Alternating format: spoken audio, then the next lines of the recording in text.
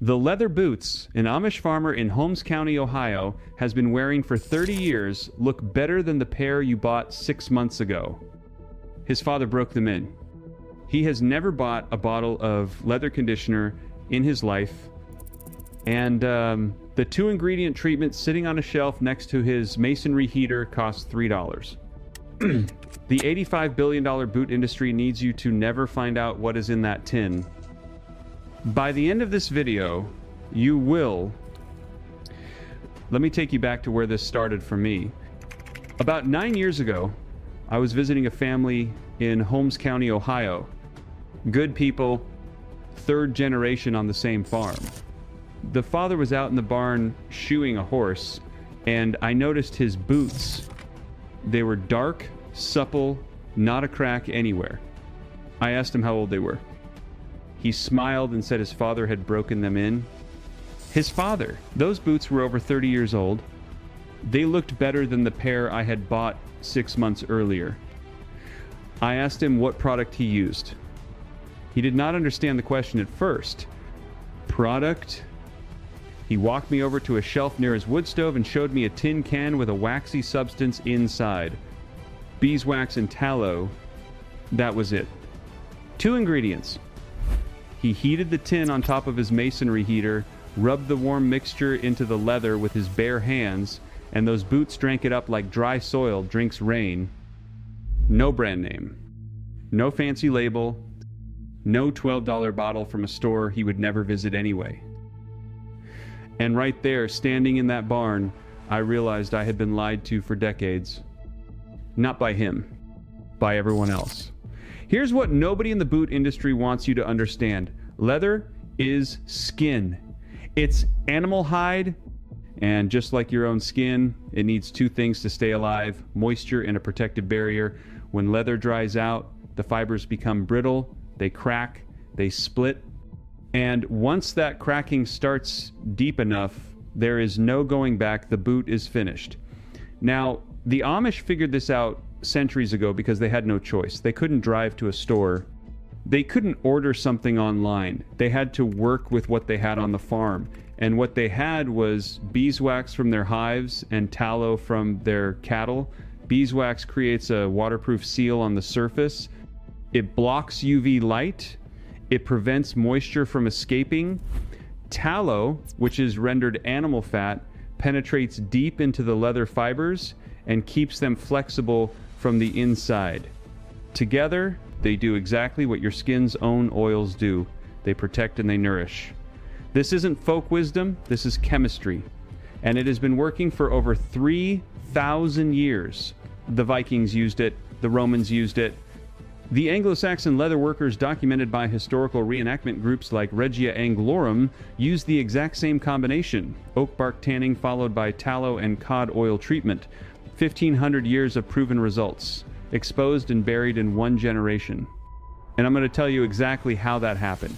In 1910, something changed in American manufacturing that most people have never heard of. A process called AGO was developed for shoemaking. Before that, quality boots were built using a technique called the Goodyear welt. If you've never heard that term, here's what it means. The upper part of the boot, the leather you see, was stitched to the sole using a special welt strip of leather. That stitching meant a cobbler could remove the worn sole and sew on a new one again and again. 10 times, 15 times, 20 times. The upper leather, if treated properly, would outlast 5 or 6 soles. A single pair of boots could serve you for 20 or 30 years. The AGO process replaced all of that stitching with glue. Cheaper to manufacture, faster to produce, and completely impossible to repair. When the glued sole separates, and it always does, the entire boot goes in the trash. That wasn't an accident, that was the plan. Today, 90% of the shoes manufactured on this planet end up in landfills. 24 billion pairs were produced globally in 2022. The average American buys new shoes every 8 to 12 months. The industry generates $85.8 billion a year in the United States alone. And in 2020, America imported 5.7 pairs of shoes for every man, woman, and child in the country. Let that number sink in. 5.7 pairs per person per year imported because we stopped making them here. In 1968, the United States produced 80% of the shoes it consumed. Today, we import 99%. The last major American shoe factory closed in the 90s, and with it went something even more valuable than the factory: the cobbler. In 1960, there were 100,000 cobblers in America. Today, fewer than 5,000 remain.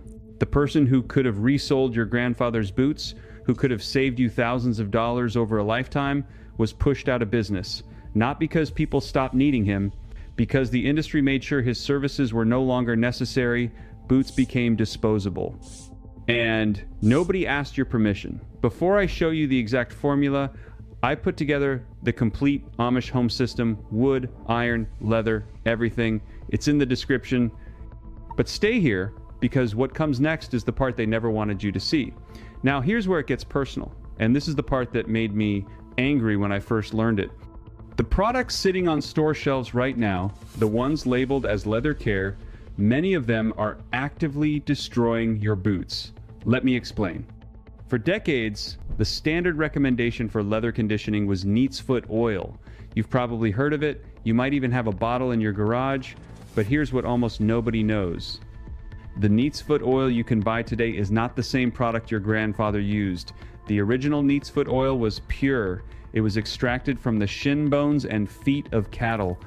It penetrated leather beautifully and kept it supple for years. The modern version, usually labeled neat's foot oil compound, is cut with mineral oil, petroleum-based mineral oil. And that petroleum derivative does something terrible to leather over time. It reacts with oxygen inside the leather fibers. It clogs the pores. It forms a film that traps moisture in the wrong places. In cold weather, it produces a white, waxy residue on the surface. And worst of all, it's acidic enough to attack the stitching thread that holds your boot together. One application can permanently darken leather. Long-term use can rot it from the inside out. You're paying $8 to $15 for a product that is slowly killing the thing you're trying to save. And the label says leather conditioner. The same story applies to silicone sprays. They coat the surface, but they don't penetrate. The leather can't breathe. It cracks from within. And the spray washes off in the first rainstorm. Saddle soap is another one. People think it conditions leather. It doesn't. It's a cleaner. Used without following up with a real conditioner, it strips the natural oils from your leather and leaves it drier than before.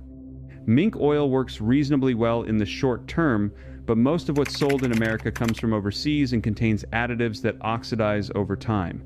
$8 to $15 a bottle for something that will eventually contribute to the deterioration of your leather. Meanwhile, the Amish treatment costs $3 and uses 2 ingredients that have been proven effective for 3 millennia. Let me give you the exact formula. This is not complicated. You don't need special tools. You don't need to order anything exotic. You need beeswax and beef tallow. Equal parts. 1-to-1 ratio. If you render your own tallow from beef fat, the tallow is free. If you buy beeswax in bulk, a single block costs about $8 and will last you years. You can substitute lard if you don't have access to tallow. It works nearly as well. Here's the process. Take a clean glass jar. Put equal amounts of beeswax and tallow inside. Set the jar in a pot of simmering water, a basic double boiler. Let both ingredients melt together. Stir gently. That's your leather treatment. Total cost per application, about $1.50 to $3, depending on what you already have on hand. Now, before you apply it, you need to clean the boots. Use a stiff brush to remove dried mud and dust. Wipe down with a damp cloth. If your boots have salt stains from winter roads, use a cloth dampened with warm water to dissolve those salt crystals first, because salt is one of the most aggressive things that attacks leather. Once the boots are clean and dry, warm the leather slightly with a hair dryer, about 30 seconds. You're not trying to cook anything. You're just opening the pores of the leather so the treatment can penetrate. Now take the warm beeswax and tallow mixture and apply it with your fingers or a soft cloth. Work it into the leather.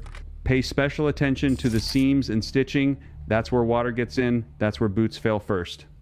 The Amish farmer I watched in Holmes County used his bare hands because the warmth of his fingers helped the wax melt into the leather even further, let the boots sit for 2 to 4 hours, then wipe off the excess with a clean cloth.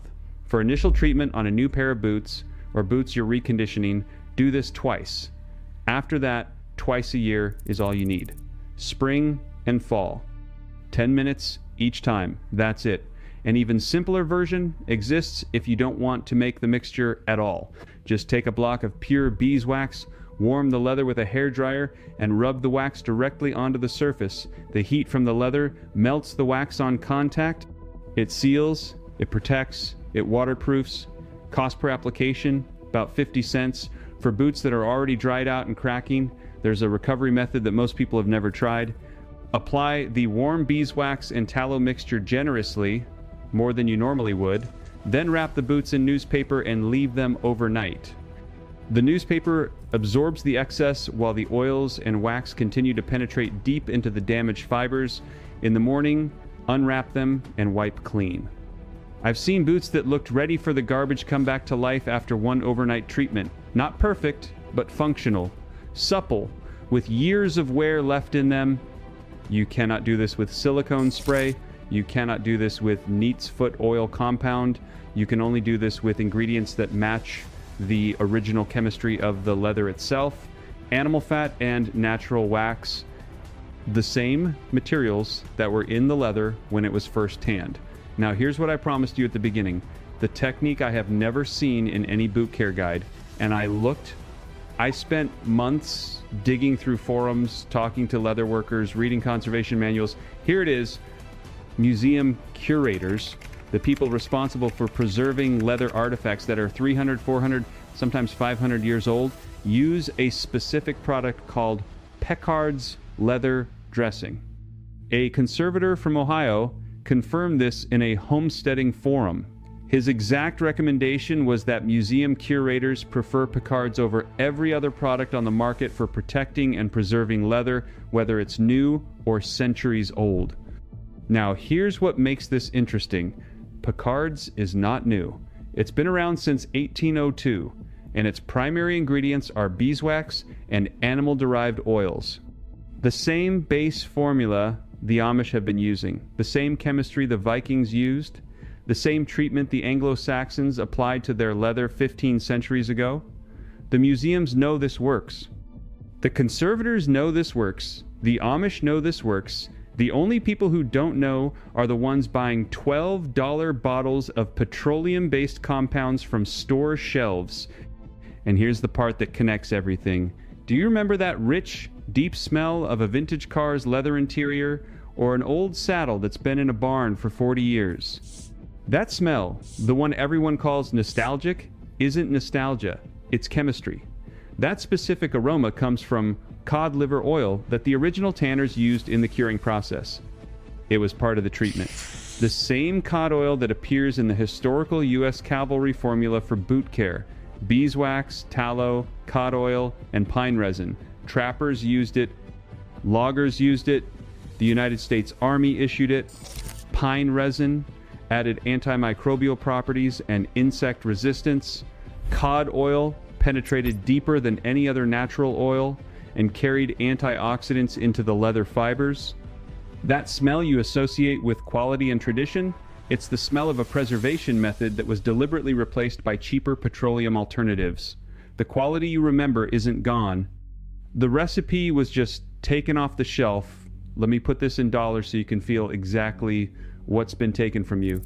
The average American spends $400 to $600 a year on footwear over 25 years. That's $10,000 to $15,000 on shoes that were designed to fail. A pair of Goodyear welted boots, the kind that can be resold, costs $200 to $400. Treated with the $3 beeswax and tallow formula twice a year, those boots can last 20 to 30 years. The total cost of the treatment over 3 decades is less than $200. You're looking at a pair of boots and $200 in treatment versus $15,000 thrown into landfills. The math isn't complicated. The industry just hopes you never do it. The knowledge I just shared with you isn't mine. It belongs to every generation that came before us and had the common sense to take care of what they owned instead of throwing it away and buying more. The Amish didn't invent this, they just never stopped doing it. And that might be the most important distinction of all. If you're the kind of person who looks at a worn pair of boots and sees potential instead of garbage, if you believe the best knowledge is the kind that saves you money and makes you less dependent on a system designed to keep you spending, then you already understand why this matters. Tell me something in the comments. Drop your state,